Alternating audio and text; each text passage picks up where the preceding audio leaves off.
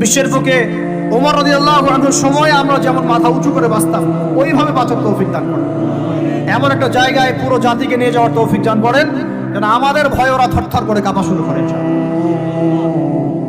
এগুলো বললে অনেক কথা, বললে কথা অনেক দিকে চলে যায়।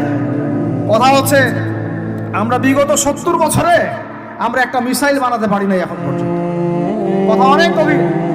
আমাদেরকে আরো ভয় করবে কিভাবে? এই বিশ্বে তো ঢাল তরোয়ার দিয়ে যুদ্ধ হয় না।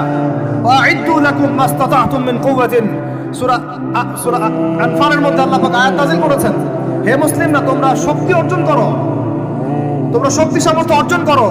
তুরহিবুনা বিহি আদুওয়াল্লাহি ওয়া আদুওয়াকুম, এই শক্তি দিয়ে তোমরা আল্লাহর দুশমনদেরকে ভয় দেখাবা। এটা কে বলেছেন? আল্লাহ বলেছেন। ওই শক্তি কই? তা আমরা আপোষে লড়াইয়ে পড়ে আছি, আঞ্চলিক রাজনীতি নিয়ে পড়ে আছি, ভাইয়ে ভাইয়ে মারামারি কাটাকাটি করছি, আমরা গীবত সমালোচনার রাজনীতি করছি, মূল শক্তিটা আমরা অর্জন করতে পারছি না। আল্লাহ পাক আমাদেরকে সেইটা বোঝার তৌফিক দান করেন।